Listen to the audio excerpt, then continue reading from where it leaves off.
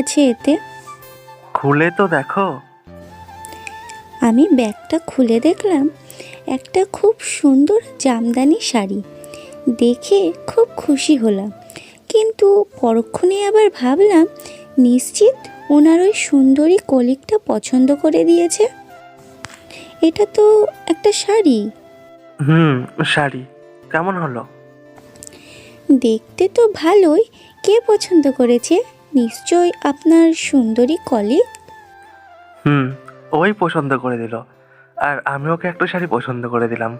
ওহ, তাই বলুন। ভালো করেছেন। কেন, কিনে দিলে সমস্যা কোথায়? না না, কিসের সমস্যা? কোনো সমস্যাই না। আপনার টাকা দিয়ে যাকে খুশি যা খুশি কিনে দিতেই পারেন। মন খারাপ করে বললাম, কিন্তু আমার জন্য নাও আনলে পারতেন। ও তাই বলো। এই বলে পারভেজ নিচে চলে গেল, আর আমি শুয়ে পড়লাম। রাতে আর একটা কথাও বলিনি আমার বুড়ো বরটার সাথে। সকালে ঘুম থেকে উঠে দেখি খাটাসটা আমার আগেই উঠে নিচে চলে গেল। একটিবারও ডাকলো না। ধ্যাৎ, না ডাকলে না, যত্তসব। আমি কেন এত চিন্তা করছি এই বুড়োটা? সকালের নাস্তাটা করে আব্বু আম্মুর থেকে বিদায় নিয়ে বেরিয়ে পড়লাম বাসার উদ্দেশ্যে। আম্মু অনেকবারই বলেছে কয়েকদিন থাকতে, কিন্তু আমি থাকিনি। গাড়িতে অনেকক্ষণ বসে আছি, আর উনি ড্রাইভিং করছেন। কেউ কারোর সাথে কোনো রকম কথা বলিনি রাস্তায়। বাসায় এসে আমি রুমে চলে গেলাম। উনি এসে, কি মন খারাপ? হুম, আব্বু আম্মুর জন্য একটু খারাপ লাগছে। মন খারাপ করো না, কয়েকদিন পর আবার নিয়ে যাব। হুম। আচ্ছা, আমি একটু ফ্রেশ হয়ে আসি। হ্যাঁ যান, আমি আপনার জন্য কিছু রান্না করি। তুমি রান্না করতে পারো? হ্যাঁ পারি। কি মনে করেছিলেন আমি আপনার মতো অকর্মা নাকি? হ্যাঁ, আমি সব রাখতে পারি। কি, আমি অকর্মা? তুমি জানো আমি একাই অফিসের কত কাজ করি? কি কাজ করেন তা তো জানি আমি। কি কাজ করি বলো বলো। মেয়ে পটানোর কাজ। এই বলে এক ছুটে রান্নাঘরে চলে আসলাম। বুড়ো বর কোথাকার আমার সাথে লাগা না, বোঝাবো মজা। কি ফাজিল মেয়ে রে বাবা। যাই হোক, আমি ফ্রেশ হয়ে আসি। কি যে রান্না করি, আইডিয়া। আলু ভাজা, না না, ভাত, আলু ভর্তা আর ডাল। আপাতত এটা করলেই ঠিক হবে। ঠিক যা ভেবেছি তাই রাঁধবো। এদিকে পারভেজ ওয়াশরুম থেকে বের হয়ে 1 ঘন্টা বসে বসে টিভি দেখছে। ক্ষুধায় পেট ফেটে যাওয়ার জোগাড়। তাই বাধ্য হয়ে রান্নাঘরের দিকে এগিয়ে গিয়ে দেখে আমি খাবার টেবিলে সাজাচ্ছি। তা কি রান্না হলো শুনি? নিশ্চয়ই কিছু করতে পারোনি। আমি আগেই জানতাম তুমি পারবে না, শুধু শুধু সময় নষ্ট করলে। যাই বাইরে থেকে কিছু খাবার নিয়ে আসি। এই যে হনুমান, কি বললেন? আমি রাঁধতে পারি না? তাহলে এগুলো কি? সত্যিই তুমি রান্না করেছো? কই দেখি। ভাত, আলু ভর্তা আর ডাল, শুধু? তো আর কি চাই? আচ্ছা আচ্ছা, ঠিক আছে, এটাতেই হয়ে যাবে। দাও দাও, জলদি খেতে দাও। খিদেতে আমার পেট ফেটে যাচ্ছে। আচ্ছা। খাবার দিতে দিতে আমি বলে উঠলাম, আচ্ছা, আমি কি কাল থেকে ভার্সিটিতে যেতে পারি? হ্যাঁ, অবশ্যই যেতে পারো। আমি চাই তুমি পড়ালেখা চালিয়ে যাও। মেয়েদের নিজের জীবনে কিছু জিনিস নিজের থাকা উচিত, তার মধ্যে পড়াশোনা অন্যতম। বাবা, তুমি তো দেখি অনেক মজা করে রাঁধতে পারো। আলু ভর্তাটা না সেই হয়েছে। ধন্যবাদ আপনাকে। এর মধ্যে আমার বুড়ো বরটার ফোনে কল আসে। আমি নিশ্চিত ওনার ওই শাকচুন্নি কলিগটা। হ্যালো, বলো শোভা, কি খবর? এই তো খাচ্ছি, তুমি খেয়েছো? হুম, এমন করলে তো শরীর খারাপ করবে। যাও এখনই খেয়ে নাও, খেয়ে কল দিও। রাখি, বাই। কে ছিল? নিশ্চয়ই আপনার ওই শাকচুন্নি কলিগটা। শাকচুন্নি কলিগ মানে? কিসব বলছো তুমি? এত সুন্দর মেয়েটাকে তুমি কিনা বলো শাকচুন্নি? জানো ও আমার কত যত্ন নেয়? অফিস টাইমে শুধু পারভেজ পারভেজ আর পারভেজ করে বেড়াই। তাই? শোভা আপনার খুব যত্ন নেয়? হ্যাঁ, করে তো। ওহ, তাহলে আমাকে না এনে ওকে নিয়ে এলেন না কেন? এই বলে আমি রুমে চলে এলাম। চান্দু, তোমায় আমি মজা দেখাবো, বলে দিলাম। সত্যি পিচ্চি বউ আমার। সকালে ঘুম থেকে উঠে দেখি খাটাস বরটা রুমে নেই। তাই নিচে নেমে খুঁজতে লাগলাম, কিন্তু পুরো বাড়িতেই ওনাকে না পেয়ে একটা কল দিতে যাব, তখনই দেখলাম মোবাইলে একটা SMS। আমি অফিসে চলে এসেছি, টেবিলে নাস্তা আছে, খেয়ে নিও আর সাবধানে থেকো। মেসেজটা পড়ে আমার কি যে খারাপই লাগছে না। ধ্যাত, কি দরকার ছিল এত ঘুমানোর? উনি সকালে উঠে নাস্তা বানিয়ে নাস্তা করে গেছেন, আবার আমার জন্যও তৈরি করে গেছেন। না, কাল থেকে জলদি উঠে সব তৈরি করে দেব। যাক, এখন আপাতত খেয়ে ভার্সিটিতে একবার যাই। অনেক দিন হলো একটা ক্লাসও করিনি। ভার্সিটিতে এসে ক্লাস করে আসার সময় অনেক বন্ধুদের সাথে দেখা হলো। অনেক ভালো দিন কাটলো আজ। বিকেলে বাসায় এসে ফ্রেশ হয়ে রান্নাঘরে ঢুকে ফ্রিজ থেকে মাছ বের করে রান্না করতে করতে সন্ধ্যা হয়ে গেল। কাজ সেরে টিভি দেখছিলাম, হঠাৎ কলিং বেল বেজে উঠল। আমি ঘড়ির দিকে তাকিয়ে দেখি রাত 9টা বাজে। তার মানে আমার খাটাস বরটা এসে গেছে। দরজা খুলে দেখি, হ্যাঁ, উনিই এসেছেন। দেখলেই বোঝা যাচ্ছে অনেক ক্লান্ত উনি, কিন্তু হাতে করে বকুল ফুলের মালাও এনেছে। তাই ওনার ব্যাগটা হাতে নিয়ে, ওয়াও, বকুল ফুলের মালা কার জন্য এনেছেন? আমার গার্লফ্রেন্ডের জন্য গো। কি? এর জন্যই তো খাটাস বর বলি, মনে মনে বললাম। কোন গার্লফ্রেন্ডের জন্য এনেছেন শুনি? আর আপনার গার্লফ্রেন্ডের জন্য ঘরে ফুল আনতে গেলেন কেন? অফিসে দিলেই পারতেন মালাটা। আচ্ছা, তুমি এত বেশি বোঝো কেন? তুমি কি কোনো জ্যোতিষশাস্ত্র জানো নাকি? না, আমি কিছু জানি না। তাহলে এত আগে বোঝো কিভাবে? আমি সব বুঝি। বোঝাই যাচ্ছে তুমি কি বোঝো। কচু বোঝো তুমি, কচু। কি? আমি কচু বুঝি? না না, তাও বোঝো না। এই দেখুন, এখন কিন্তু ঠিক হচ্ছে না কিন্তু।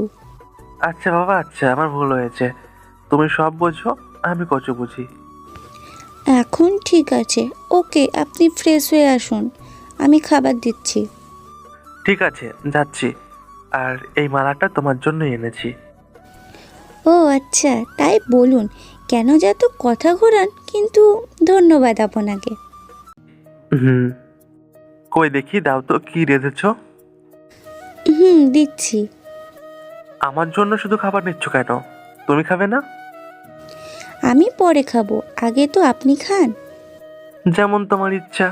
বাহ, মাছের ঝোল করেছো, আমার খুব প্রিয়। তাই বুঝি?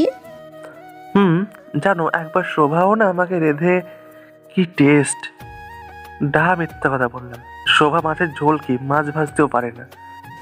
মনে মনে বললাম, আমি কষ্ট করে রেঁধে খাওয়াচ্ছি, আর এই বুড়ো খাটাসটা নাকি তারিফ করছে ওই শাকচুন্নি সুভার। আমিও কম যাই না, দেখেন কি করি আপনার।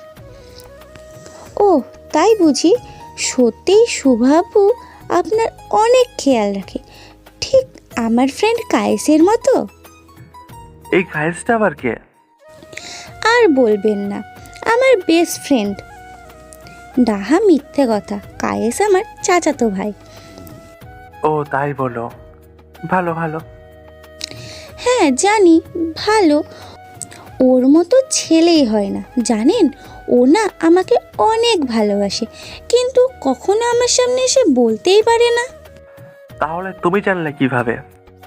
আর বলবেন না, ওর ফ্রেন্ড থেকে জানলাম। ও আচ্ছা, আমি যাই। এ কি, ভালো করে যে কিছুই খেলেন না? খেয়েছি তো, আমি এখন ঘুমোবো। ওকে, শুভরাত্রি, তুমি খেয়ে নিও। আচ্ছা, আপনি যান, আমি খেয়ে নেব। আমি জানি ওনার মন খারাপ, বাট তাতে আমার কি? আমার যখন মন খারাপ হয় তখন কি উনি বুঝে? তাহলে আমি কেন বুঝবো? আজ তো শুধু জ্বলার দিন ওনার। এভাবেই আমাদের মধ্যে রাগ খুনসুটিতে কেটে গেল অনেক দিন। একদিন খবর পেলাম আমার বড় ননদ মিশু মা হতে যাবে। এই খবর শুনে এই প্রথম ওনার চোখ মুখ এমন আনন্দ দেখলাম। উনি মামা হবে শুনে খুশিতে আত্মহারা। মনে হয় কেউ বাবা হবে শুনেও ততটা খুশি হয় না। রাতে উনি রুমে এসে বলতে শুরু করলো, জানো তুলি, আব্বু আম্মু চলে যাওয়ার পর আমি ওদের কোলে পিঠে করে মানুষ করেছি। ছোট্ট পুতুলের মতো যত্ন নিয়েছি, ফুলের টোকা পর্যন্ত পড়তে দিইনি। আর সেই ছোট্ট পুতুল দুটোর প্রিয় হয়ে গেল, আর এখন মাও হয়ে যাবে। জানো, আমি বিয়ে করতে চাইনি, ওরাই জোর করে বিয়ে করিয়ে দিয়েছে। আচ্ছা তুলি, একটা কথা বলি তোমাকে। বলেন। আচ্ছা, আমাদের ঘরে কি একটা পুতুল আসলে খুব বেশি সমস্যা হয়ে যাবে? বলো না তুলি, খুব বেশি সমস্যা হবে কি? অবাক হয়ে ওনাকে দেখছি। বলো না তুলি, আমরা কি পারি না একটা পুতুল সন্তান আনতে আমাদের এই ছোট্ট ঘরে?